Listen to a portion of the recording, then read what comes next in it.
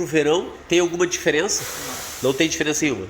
Não, porque a massa é a mesma, ela é conservada na mesma temperatura, tem que ser tanto no inverno como no verão. Aham.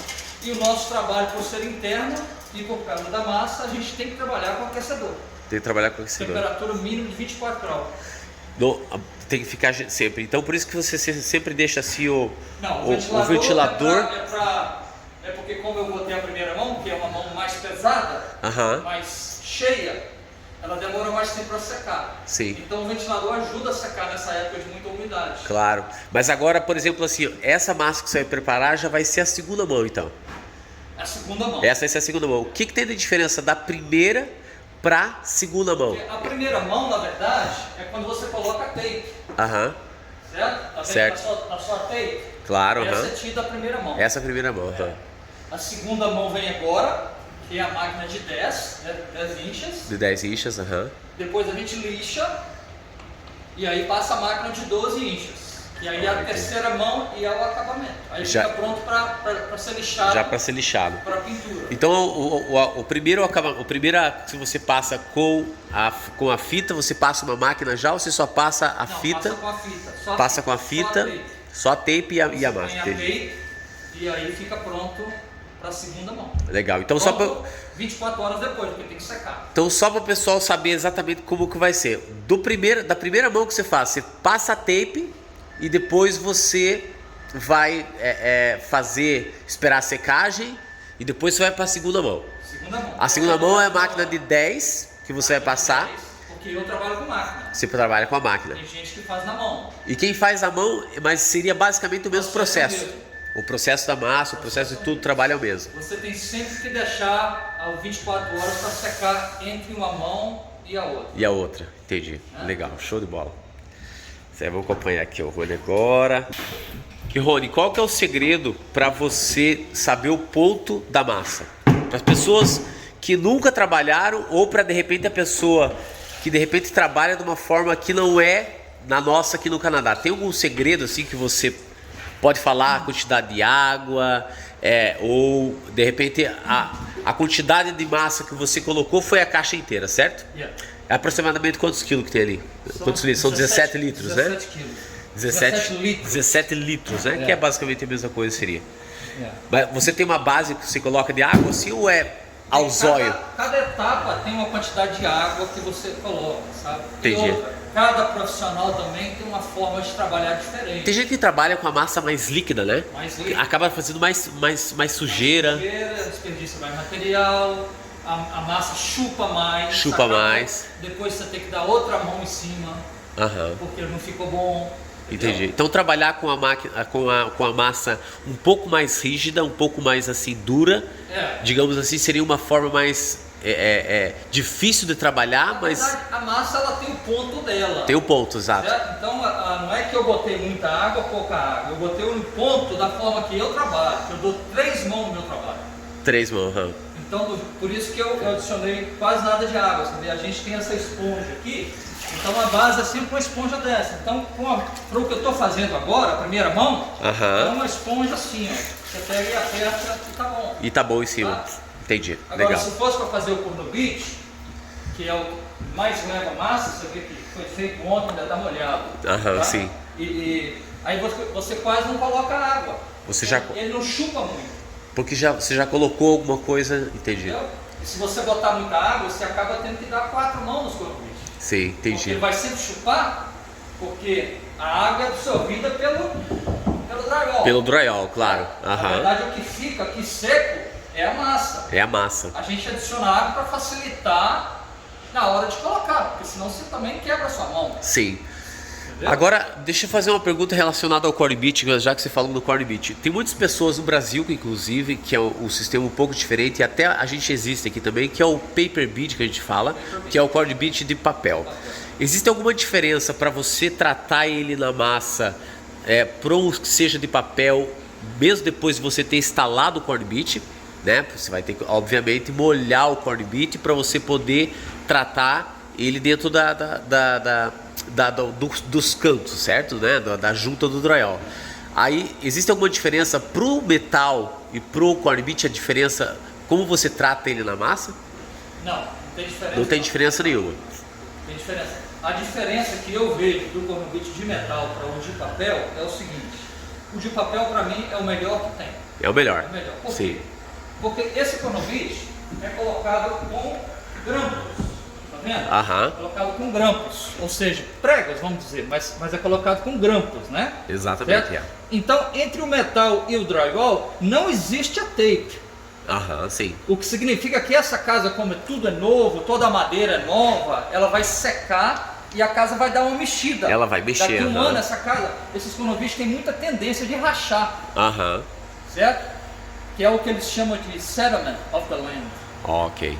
Está até na garantia da casa. Tá na garantia da É casa. uma coisa que acontece em toda casa. Em toda casa. Tá? O cornubite papel, pelo contrário, ele por ser papel, ele faz o mesmo trabalho Aham. e ele é teipado, porque é papel. Ele... É o mesmo papel da tape. Então, mesmo depois de você ter colocado ele fica teipado, você não coloca outra fita em cima. Ele é só o Não papel que vai coloca nele. em cima. O próprio cornubite já Já a é o própria papel. tape, Entendi. né? Legal, show de bola. Porque nele não se usa Não se usa os staples. os grampos. Exato. Se usa massa normal para colocar ele. E muitos usam aquela máquina que você só passa o cornubite no meio do papel pulper. e ela já fica pronta, né? Olha isso. Ó, agora, uma coisa que eu vou fazer uma pergunta para você, antes até que eu esqueça, e muitas dúvidas que o pessoal do Brasil tem, Rony, é a seguinte: o pessoal do Brasil, eles têm uma dúvida sobre quando utilizar a fita telada, que eles falam, que é a nossa mesh tape aqui na verdade, e a fita de papel. Claro que a fita de papel, 99% dos casos se usa. Existem algumas companhias que eu já trabalhei que eu já vi muitos tapes usando a fita telada, o mesh tape. Para você, assim, o que você diria para a pessoa que trabalha no Brasil e fala, olha, o tratamento de junta, como esse que eu estou mostrando para vocês aqui, é tudo no papel, certo? Então é tudo no papel. Mas existem muitas pessoas que de repente em algumas situações que acabam precisando ou usando a fita telada. Qual que é a diferença para o pessoal entender da fita? A fita mesh tape, a fita de telinha, né, que a gente fala aqui, telinha, mesh, ela foi inventada logo no começo dos anos 80. Para quê? Porque que tinha a fita mesh tape? Aqui no Canadá, toda casa que tinha 2 andares, ela tinha uma junta no meio assim, que é onde a casa se encontrava, o andar de baixo se encontrava com o andar de cima. E era eu esqueci o nome agora, como é que chama, era a junta de contenção. Contenção. Para quando a casa mexer, não refletir nos 2 andares. Entendi. Então ficava aquele espaço, mais ou menos de uns 5/8, certo? Sim, Não podia ser fechado, porque aquele espaço era o espaço feito para ser flexível. Entendi. Certo? Então, naquele local, eles inventaram essa fita mesh. Olha, era um lugar específico só para essa Justamente, movimentação da casa. Assim, ó, era sempre ali assim, ó, sabe? Entendi. Porque essa região aqui sempre rachava. Então eles inventaram essa fita, e também essa fita foi inventada para situações igual essa aqui, ó. Tá vendo aqui tem um buraquinho? Tem um buraco. O inspetor fez Aham. um buraquinho. Então, quando eu for arrumar esse buraco, se você não tiver o drywall para aqui, você coloca a fita, Aham. certo? Você enche de massa primeiro, coloca a fita. E o pedaço do drywall em cima. Não, aí você não precisa botar o drywall. Aí você não precisa. Porque a fita vai fazer a aderência, certo? Entendi. Isso foi o porquê inventaram a mesh tape. Mas muita muita gente usa o mesh tape hoje para teipar normal, certo? Por quê? Porque a mesh tape você coloca ela e coloca o Durabond em cima. O Durabond, é. Quando você coloca o Durabond, quando você termina essa parede, quando você chega na de lá, esse aqui já está seco. Aí você já pode dar a primeira mão em cima, você não precisa esperar aquela 24 horas. Que a do papel você tem que esperar. Que a do papel você tem que esperar, então exato. você ganha tempo. Entendi. Então, para quem trabalha hoje com a fita mesh tape, com a fita telada, é mais por questão de tempo. Por questão de tempo. Entendi. Mas ao futuro a diferença, existe uma diferença grande entre a qualidade e o longo prazo de ter trabalho com isso, de retrabalho com a tape, ela soltar mais do que de papel? Racha. Ela racha. Ela racha, porque ela não foi feita para fazer esse Para fazer esse trabalho. Ela foi feita para fazer reparações como Reparações, essa, sim.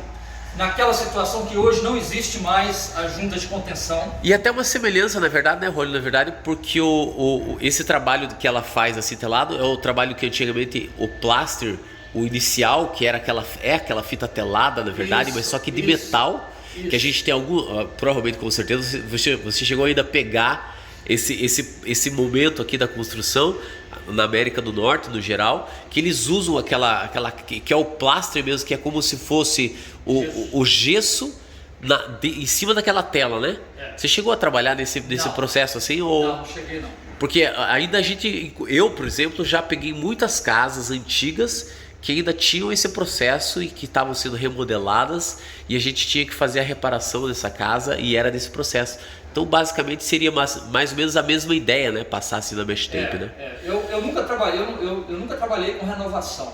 Sabe? Eu já vi trabalho de renovação, mas nunca trabalhei fisicamente no trabalho. Sim, Então eu não posso nem comentar o assunto, sabe? Sim, sim. Mas a tela, voltando à sua pergunta inicial, a tela ela é usada hoje de muita forma errada aqui no Canadá. Sim, sim. Justamente por isso, porque as pessoas querem ganhar tempo. Às vezes você pega um trabalho pequeno, você não quer evitar uma volta a mais no trabalho, então você já põe a tape e já cobre a primeira mão. Entendi. Aí quando você volta, você só dá o finish. Dá o finish, Só acaba o trabalho. Só acaba, né? Então você ganha uma viagem. É por isso que eles usam a tela. Agora, empresas de construções gerais, os builders, eles não aceitam mesh tape. Eles não aceitam mesh tape. Você não pode botar mesh tape em casa nova. Sim, claro. Mesmo porque em Toronto tem vários builders, casas privadas, não é builders like esse aqui, casas privadas que eles gostam de mesh tape. Que eles preferem mesh tape. Eles preferem mesh tape. Eu sou contra. Eu também acredito que o processo da tape, como é feito aqui no Canadá, sendo do papel, que a maioria, 99% das vezes vai ser do papel. Eu também já vi alguns casos sendo a mesh tape, o tape só usando a mesh tape. Mas é legal levar essa dúvida, porque tem muitas pessoas no Brasil que usam isso, sabe, Rony, e acabam falando. Existe no Brasil as normas da ABNT, que ela acaba fazendo com que a pessoa trabalhe dentro das regras. As regras eles colocam muitas vezes que é para se usar a mesh tape. Então às vezes as pessoas não têm essa visão fora do Brasil, onde as coisas aconteceram muitos anos antes, né, que é onde começou o drywall, digamos assim, na América do Norte. Então, digamos, a gente tem essa experiência muito mais à frente que os brasileiros que ainda estão caminhando nesse processo, né? Então, assim, as pessoas muitas vezes vêm me questionar dentro do meu canal, perguntando: mas como é que você faz o processo? Vocês usam só a tape de papel ou usam a mesh tape? Então, já fica aí esclarecido para vocês saberem da palavra de uma pessoa que trabalha. Quantos anos você já está na construção? Eu sou de 87. 87, olha só. De 87, o Rony já está aqui, já trabalha já há muito tempo aqui no Canadá. Estou na hora de largar, de aposentar. Mais 5 anos, se Deus quiser. Tá, só continuar para vocês aqui, Rony, está falando sobre essa linha que existe. É outra diferença que existe entre a tape de telinha e a tape de papel. Completando o que eu falei no começo, a tape de telinha, ela não foi projetada para ser colocada em todas as paredes. Ela foi projetada para reparações, para lugares grandes, que não tem drywall, entendeu? A tape de papel, acima de ser uma melhor qualidade, ela tem uma linha de fibra no meio dela que fortifica ela, que evita a rachadura. Que faz exatamente esse trabalho no canto. Faz o ângulo de 90 graus certinho. Você vê que ela é dividida no meio, automaticamente. Isso não foi eu que dobrei ela, não. Ela que se faz isso. Se faz isso dentro. E quando você passa os cantos, quando você está fazendo os cantos com a máquina, você faz com a máquina também, né? E ela fica já perfeita no lugar certo. Perfeita. Isso é uma das coisas dentro desses cantos, principalmente numa casa como essa aqui, né, Rony? Que tem muitos cantos assim, como essas boxes aqui. Isso já leva um pouco mais de tempo que normal uma casa, né? Leva mais tempo. Leva muito mais tempo, né? A dessa é um trabalho extra. É um trabalho extra já, né? É um trabalho extra, porque você tem que terminar os cantinhos, os treeways, né? Sim, os treeways,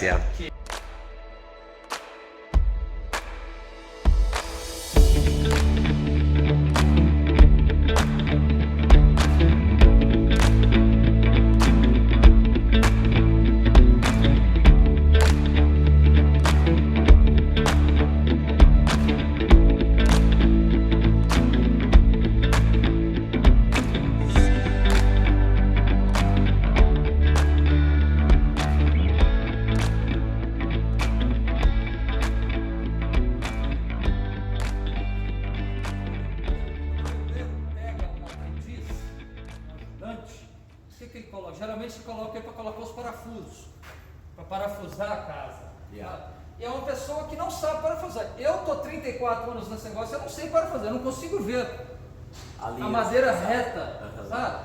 Aí o que acontece? Ele vai parafusando e fica fazendo buraco no drywall.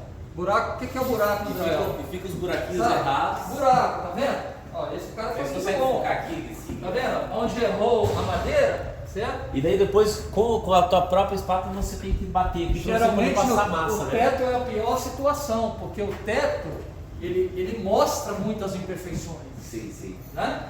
Então, todo buraquinho desse, a gente tem que passar massa, bater.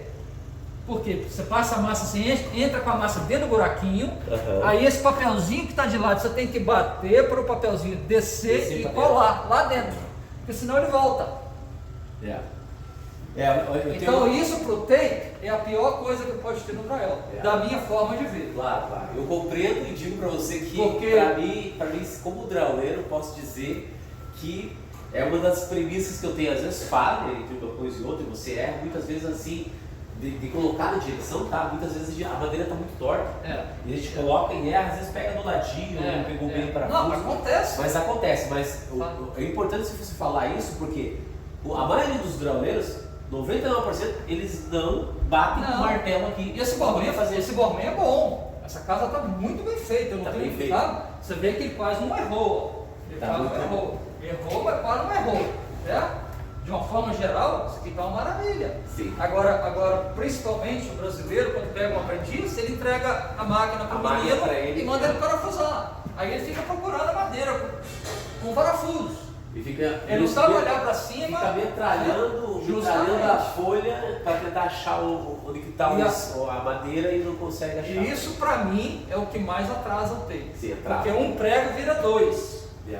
2 vira 4, 4 vira 8 e aí vai. Isso é quando aquele caso que às vezes a pessoa não marcou e tal a madeira também, e ele fica procurando. Ele faz uma linha assim de fora a fora, procurando a madeira e ele não consegue. Então, isso é uma das coisas que realmente, bicho, acaba com o tape, sabe? A outra coisa que acaba com o tape é você colocar um parafuso perto da caixinha de metal. Muito perto, né? Porque a hora que você vai lixar, rebenta a sua lixa. Sabe? Rebenta a sua lixa. Isso é uma coisa que... O ideal, você tem uma caixinha assim, vamos pegar uma situação que tem uma caixinha assim, o ideal, por exemplo, nessa altura assim, seria uma altura perfeita, né? Mesmo essa folha 154, teria que ter 3 parafusos, né? Mas perfeito aí, ó. Aqui seria perfeito. E se de repente uma caixinha cai do lado onde a gente tem que fazer um parafuso, aí a gente não tem opção, né? Muitas vezes essas caixinhas aqui, pessoal, essas caixinhas tem embaixo aqui também, e às vezes tem as caixinhas que estão em cima, são os plugs, né? Que a gente acaba encontrando como essa situação aqui, ó. A gente não tem saída. A gente tem que dar o parafuso aqui de qualquer jeito, mas eu tento evitar sempre de dar o parafuso nessa direção da caixinha. Eu tento fazer o jogo do 16 aqui para liberar essa área aqui, né? Sempre. O importante é fazer isso. Essa casa está bem feita. Essa casa está bem feita. Eu gostei de ter essa casa. Muito bem feita, sabe? Tem folhas inteiras, ó. Sim. Certo? Folhas inteiras, ele não botou pedaço. É uma pessoa que sabe trabalhar. Sim, sabe? Tudo botou, tudo inteiro, tudo certinho, como tem que ser. Como tem que ser. Tá vendo? Tudo inteirinho. Tudo junto para tudo pelado. Sim. Eu acho que para mim é um bom profissional. Claro. Bacana. Show de bola. Isso aí. Rony, queria agradecer você, viu? Muito mesmo. Valeu. Rony, grande amigo aqui, trabalha com a gente aqui no Canadá, em Ottawa. Queria deixar um abraço para você aí, agradecer por você, é um excelente tape. Sou suspeito de falar. Como que a gente sabe que a gente é excelente tape? Eu já fiz muito Cornevich, principalmente aqui em Ottawa, aqui separado essa parte, e você vê quando o tape trabalha bem, da mesma maneira que o drywalleiro. Você chega dentro da casa, tá cheio de lixo, né? Você não consegue andar. Você chega dentro da casa do taper, você tem que desviar das pelotas de negócio que tá massa para todo lado, né? É normal ter massa, mas assim, a maioria das coisas acaba atrapalhando. Então assim, olha, um excelente taper. É o aprendizado, aquilo que eu te falei, sabe? A pessoa eu tive um ótimo professor que me ensinou, e é o aprendizado, meu. Eu conheço bons tapes aí, ó, que eles não sabem segurar massa na mão. Aí entra aquela questão, botou muita água na massa, a massa fica muito mole, balançar, porque você segura no prato a massa e ela entendeu? Vai cair ali. Então é tudo a questão de aprendizagem. Você começou bem, o resultado é ótimo. Sim, sim. Né? Yeah. Em qualquer profissão. Qualquer profissão. Qualquer profissão. Você começou bem, você teve um bom mestre, você teve vontade de aprender, porque não adianta nada você ter um bom professor, mas você não querer aprender. Você não queria aprender. Não adianta nada, é uma força puxando a outra, em lados opostos. Exatamente. Entendeu? Exato. Então tudo vai. Eu acho que é tudo pessoal, sabe? Claro.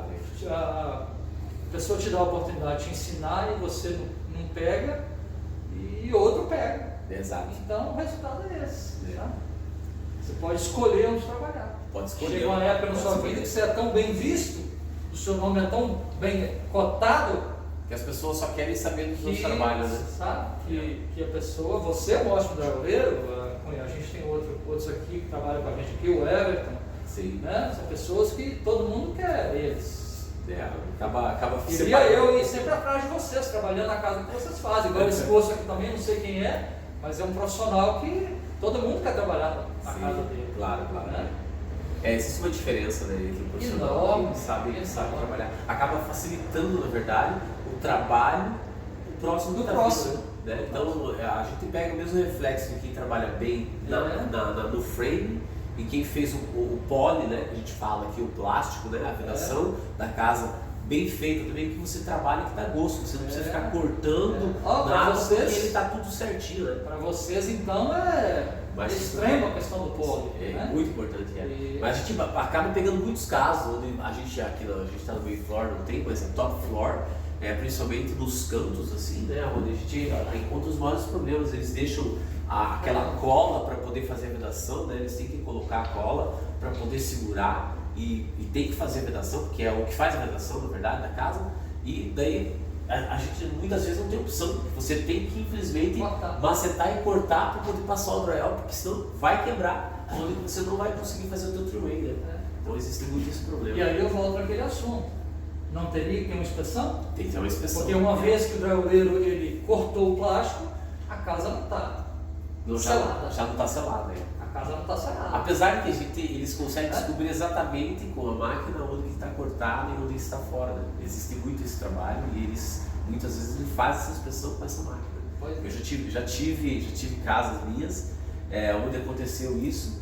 E eles falaram, olha, está cortado aqui, está feito isso aqui. Você cortou o drywall? Eu falei, não, eu não cortei. Do jeito que está ali, é o que está. Eu não cortei.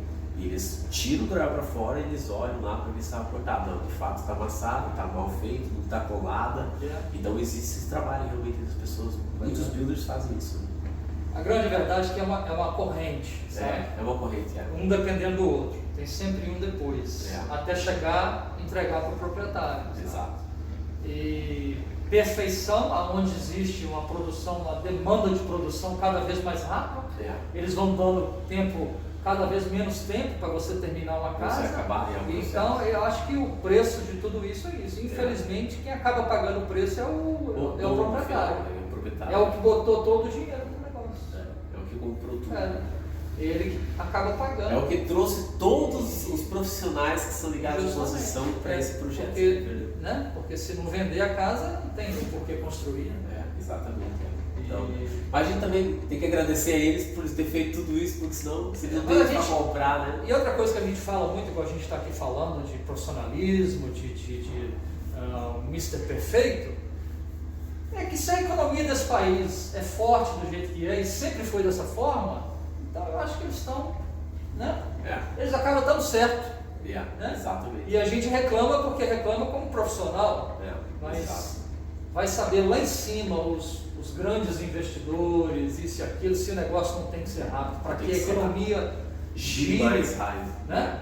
E proporcione a gente a comprar casa e todo mundo ter sua casa própria, que é uma coisa que, né, Norte-América existe, né? É o sonho.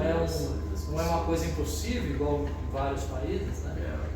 E aqui, realmente, a gente vê essa variedade assim, do mercado em Ottawa cada vez mais forte, né? Assim como vocês do Toronto, né? Hoje você compra uma casa aqui, na Subdivision, igual a gente trabalha, o tempo de espera é 2 anos e meio para você receber a casa. Para receber a casa. De tanto aquecido que está o mercado. Exatamente. Né? você... É uma disputa muito grande, né? Por Nossa. várias companhias, né? E a gente trabalha assim, com várias companhias, graças a Deus. Eles estavam falando agora em coisas. aumentar até a entrada da casa justamente por isso, para esfriar um pouco o mercado. Vai esfriar. Hoje você tem que dar 25% de entrada, eles estão falando em passar para 40%, para evitar o superaquecimento, porque os preços também estão subindo tanto que está voltando àquela questão que foi vivida em 2008 nos Estados Unidos. Exatamente. Sabe? Então o governo está querendo travar um pouco. Travar um pouco essa compra, né? Porque... Acaba tendo muito investimento. Poxa, e você essas acaba... casas aqui há 3 anos atrás, quando a gente começou a construir, elas estavam sendo vendidas a 450 mil, 500 mil, a maior. Hoje a maior é 1 milhão e 100. E você tem que esperar 2 anos e meio. 2 anos e meio. E ainda tem gente que é comprando na fila, né? Sabe? Então é uma coisa que o governo, graças a Deus aqui no Canadá, o governo tem ciência do controle que está sendo perdido. Porque for dessa forma, qual o casal recém-casado que vai ter condições de comprar uma casa? Comprar uma casa, Ninguém.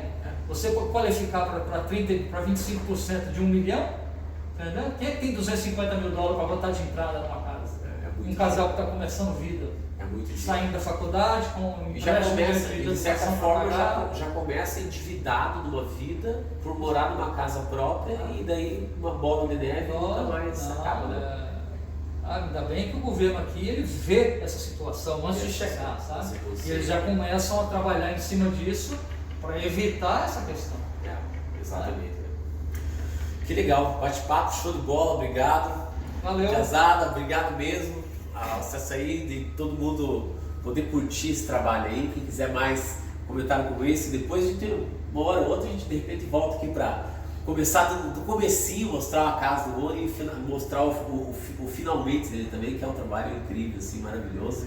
Eu falei para vocês que ia trazer uma pessoa, um amigo que realmente faz um trabalho excelente e com certeza não estou dizendo pouco sobre isso, porque realmente é um bom profissional.